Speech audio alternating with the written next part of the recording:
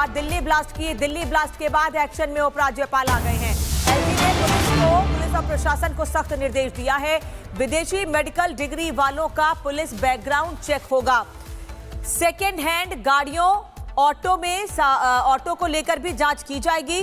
Police background check किया जाएगा। वो लोग जिनकी विदेशी डिग्री है, गाड़ियों, ऑटो के मालिकाना हक की पारदर्शिता की भी जांच की जाएगी। जरूरी है ये अमोनियम नाइट्रेट का डिजिटल रिकॉर्ड रखना भी अनिवार्य होगा। एलजी ने यह आदेश दिया है, एलजी वीके सक्सेना ने यह आदेश दिया है प्रशासन और पुलिस को कि सेकेंड हैंड गाड़ियों और ऑटो में मालिकाना पारदर्शिता रखी जाए। साथ ही जिन लोगों की विदेशी डिग्री है उनकी डिग्री के बारे में भी पूरी जानकारी ली जाए। अमोनियम नाइट्रेट का डिजिटल रिकॉर्ड रखना भी अनिवार्य होगा।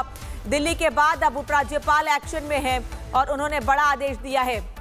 जतिन दिल्ली से इस वक्त साथ में जुड़े हुए हैं। दिल्ली में बड़ा आदेश दिया गया एलजी की ओर से जतिन कि अब पुलिस प्रशासन चौकन्नी रहे, विदेशी डिग्री वालों की भी जांच की जाए और गाड़ियों के, ऑटो के मालिकाना हक की पारदर्शी रखने के लिए उसकी भी जांच की जाए। बिल्कुल, देखिए लाल किले के बाहर जो ब्लास्ट हुआ उसके बाद से ही तमाम इन्वेस्टिगेशन में ये फैक्ट्स निकलकर सामने आई। ब्लास्ट में सेकेंड हैंड गाड़ी का इस्तेमाल किया गया, ब्लास्ट में अमोनियम नाइट्रेट का इस्तेमाल किया गया, ब्लास्ट में सर्विलांस में किस तरीके से चूक हुई क्योंकि धमाके से बड़ी गाड़ी पूरी दिल्ली में घूमती रही, उसको लेकर खामी जो है वो प्रशासन को नजर आई। यही कारण है कि दिल्ली के उपराज्यपाल वीके सक्सेना ने ये नोटिफिकेशन जारी किया। खास तौर पर दिल्ली पुलिस और दिल्ली एडमिनिस्ट्रेशन को ये निर्देश दिए गए। एक तो अमोनियम नाइट्रेट की बिक्री दिल्ली में जहां भी हो रही है उसका डिजिटल रिकॉर्ड होना चाहिए और वो रिकॉर्ड सेंट्रलाइज्ड होना चाहिए कि केंद्रीय सरकार को भी अमोनियम नाइट्रेट की बिक्री कहां, कितनी और कैसे हो रही है उसकी जानकारी रहे और स्टेट गवर्नमेंट को भी रहे। दूसरी सबसे बड़ी बात कि विदेशों से डॉक्टर की डिग्री लेकर जो डॉक्टर्स दिल्ली के अंदर हैं उसके बारे में भी जानकारी दिल्ली पुलिस को होनी चाहिए। पहले तो गवर्नमेंट ऑफिसर्स जो उसको हायर कर रहे हैं किसी सरकारी या प्राइवेट अस्पताल में वो वेरिफिकेशन कराएं और सेकेंडरी तौर पर दिल्ली पुलिस भी उन विदेशों से आए डॉक्टर्स के जिनके पास विदेशी डॉक्टर्स की डिग्री है उसको दिल्ली पुलिस वेरीफाई करे। तीसरी सबसे महत्वपूर्ण बात जो कि सेकेंड हैंड गाड़ी को लेकर है, क्योंकि लाल किले के बाद जो धमाका हुआ वो सेकेंड हैंड गाड़ी खरीदी गई थी, तो सेकेंड हैंड गाड़ी की खरीद और फिरोख को लेकर डिजिटल डाटा जो है वो तैयार किया जाए और उस डाटा के बारे में दिल्ली पुलिस को भी जानकारी हो कि फलाना गाड़ी पहले इसकी थी और उसके बाद अब इस दूसरे या तीसरे शख्स को बेची गई, इस बारे में दिल्ली पुलिस को भी जानकारी हो, उसका सेंट्रलाइज जो डाटा है वो तैयार किया जाए। सबसे महत्वपूर्ण कि जो डॉक्टर्स सरकारी अस्पताल में काम कर रहे हैं और प्राइवेट अस्पताल में काम कर रहे हैं उन डॉक्टर्स की डिटेल्स सेंट्रल गवर्नमेंट और स्टेट गवर्नमेंट के पास होनी चाहिए ताकि उनके डाटा के बारे में अगर वो किसी और जगह ट्रांसफर होते हैं, किसी और जगह काम करते हैं तो सरकारों को उस बारे में जानकारी हो और उसका फैमिली बैकग्राउंड और वो किस तरीके से आते हैं, कहां पे उन्होंने पढ़ाई की, ये सभी जानकारी सरकार के पास हो। ये फैसले तभी लिए गए क्योंकि लाल किले के बाहर जो धमाका हुआ उसके बाद व्हाइट कॉलर टेररिज्म को लेकर जो चर्चाएं बहुत तेजी से शुरू हुई उसमें doctor Muzammil, doctor Shaheen, doctor Aqeel, ये तमाम नाम सामने आए। उसी को देखते हुए दिल्ली के एलजी ने दिल्ली सरकार और दिल्ली पुलिस को ये क्लियर कट निर्देश दिए हैं कि इन नियमों का पालन आपको करना होगा और इसके बावजूद अगर कोई खामी पाई जाती है तो कहीं ना कहीं जवाबदेही उसी डिपार्टमेंट की होगी, क्योंकि जो लीड्स दिल्ली ब्लास्ट को लेकर सुरक्षा एजेंसियों के पास मिल रही है उन लीड्स को दुरुस्त करने के लिए कि फ्यूचर में इस तरीके का इंसिडेंट ना हो, उसी को लेकर चाहे वो अमोनियम नाइट्रेट की खरीद फिरोख, सेकेंड हैंड गाड़ी की खरीद फिरोख, जो गाड़ियां बिक रही हैं, ई रिक्शा, उनका रजिस्ट्रेशन कराना बहुत जरूरी है। संवेदनशील इलाकों में नजर रखना बहुत जरूरी है, वो पेट्रोलिंग के तौर पर, डिजिटल सर्विलांस के तौर पर होनी चाहिए और फुट पेट्रोलिंग के तौर पर जो दिल्ली पुलिस के जवान है वो करें। तो ये नोटिफिकेशन जो है वो जारी कर दिया गया है, ये नोटिफिकेशन जारी किया गया है, ये आदेश दिया गया है और इसको अगर पालन इसका नहीं किया जाता है, कहीं लापरवाही बढ़ती जाती है तो जिम्मेदार अधिकारियों पर भी कार्रवाई की जा सकती है। वापस लौटेंगे आपके पास। जम्मू कश्मीर से बड़ी खबर इस वक्त आ रही है। जम्मू कश्मीर में हंदवाड़ा जीएमसी में डॉक्टर्स के लॉकर की जांच की जा रही है।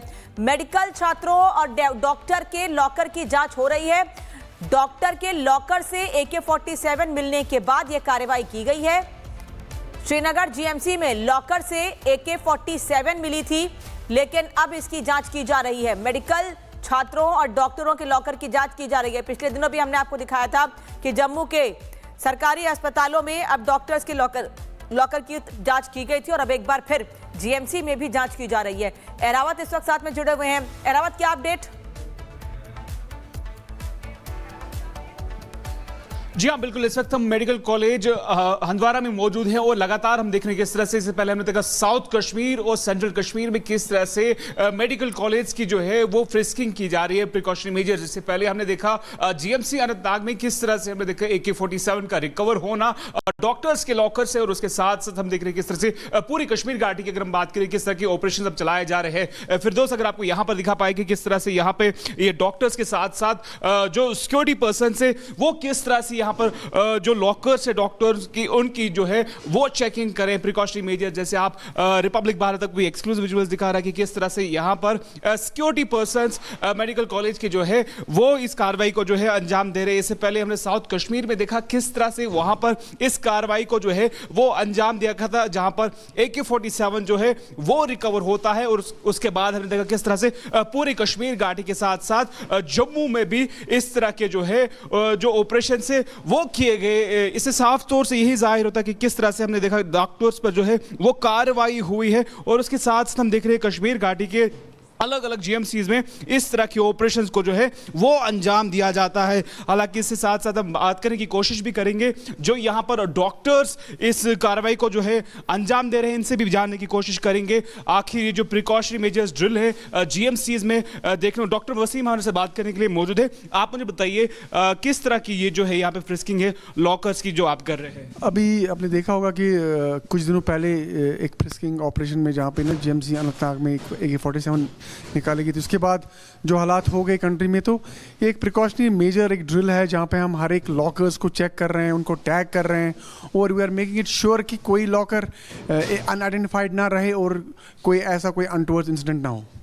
पूरे जीएमसी की बात करें, ये ओनली ऑफिशियल जो लॉकर्स है या उसके साथ स्टूडेंट्स या डॉक्टर्स के लॉकर है उनको भी चेक किया जाए? नहीं, एज ए प्रिकॉशनरी मेजर हर हम ये कर रहे हैं कि कहीं भी कोई चूक ना हो। हम स्टूडेंट्स के, हम ऑफिशियल लॉकर्स, हम डॉक्टर्स के लॉकर्स, हम हर एक चीज़ को चेक कर रहे हैं ताकि किसी भी कोई अनटुवर्ड्स ना हो और हम एक सेफ और सेफली रहे। आपका बहुत शुक्रिया बात करने के लिए। यहां से भी आपको दिखाने की कोशिश करेंगे कि किस तरह से लॉकर्स को जो है वो चेक किया जा रहा है प्रोटोकॉल के साथ। अगर यहां से फिरदौस आपको दिखा पाए कि किस तरह से, हालांकि अब ऑफिशियल परमिसेस के अंदर मौजूद है, लेकिन यहां पर भी इस चीज की जो है वो फ्रिस्किंग की जाती है कि किस तरह से प्रिकॉशनरी मेजर्स को यहां पर भी फॉलो किया जाता है। इससे पहले हमने देखा किस तरह से सेंट्रल और साउथ कश्मीर में इस कार्रवाई को जो है वो अंजाम दिया गया था, लेकिन इस बार हम नॉर्थ कश्मीर में भी देख रहे हैं कि किस तरह से यहां पर इस चीज को जो है अंजाम दिया जा रहा है। दूसरे एक सेक्शन की अगर हम बात करें, यहाँ पर ये जो पूरे इस इलाके की जो है जितने भी यहाँ पर लॉकर्स है या बाकी स्ट्रक्चर्स है उनको चेक किया जाता है। और भी जो लोग यहाँ पर मौजूद हैं, डॉक्टर्स यहाँ पे मौजूद हैं, इस कार्रवाई को जो अंजाम दे रहे हैं इनसे भी बात करने की कोशिश करेंगे। सर, हमें बताइए ये जो आप यहाँ पे आज ड्रिल कर रहे हैं जितने भी लॉकर्स है, क्या कुछ मकसद है इसका? मकसद यही है, जो रिसेंटली एपिसोड हो गया उसके एवज में हमने ये किया कि हर कॉर्नर पे जिधर भी हमारा कोई लॉकर है, चाहे वो स्टूडेंट के पर्टेनिंग हो, चाहे वो faculty, non teaching, teaching, different sections, हर सेक्शन में हम जा रहे हैं। हमारा यही कॉन्सेप्ट है कि कहीं कुछ ऐसा ना हो, इसलिए हम हर कॉर्नर पे जाके देख रहे हैं कि कहीं कुछ तो नहीं है इंशाल्लाह। लेकिन अभी तक जो हमारा है बड़े सेक्शन हमने चेक किए, एज सच अभी तक वैसा कोई इशू नहीं आया, सारा ठीक ही जा रहा है। बट हमारी कोशिश यही रहेगी, एक लॉकर, एक कोई भी जो भी अलमीरा हो उसको हम इंशाल्लाह चेक करेंगे ताकि कोई ऐसा इशू दोबारा ना हो, ना ही कोई हमें ऐसा एविडेंस मिले कि कुछ ऐसा हो। अगर वैसा कुछ हुआ, we are going to just inform the higher authorities. अगर ऐसा, बट अभी तक ऐसा एज सच कुछ भी नहीं हमको मिला, एज सच सारा स्मूथ जा रहा है, सारा सही है। हर कोई सेक्शन इंचार्ज हमें अच्छे से इसमें कंप्रोमाइज़ कर रहा है, हर जगह हमने चेक किए, बट अभी तक कुछ ऐसा कुछ नहीं है, सारा ठीक ही है।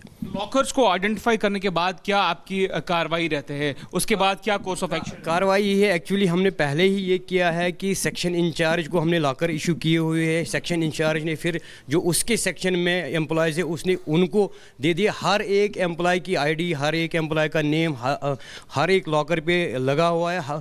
दैट मीन्स कि जो भी लॉकर है वो उसकी जिम्मेवारी रहेगी, जिसके नाम पे वो होगा। यही हर एक सेक्शन इंचार्ज का रूल है कि जो जितने भी लॉकर्स है, जिस बंदे के पर्टेन वो उस बंदे की रिस्पॉन्सिबिलिटी उस लॉकर को हमेशा लॉक करके रखे, जब भी कोई काम हो उस टाइम खोले।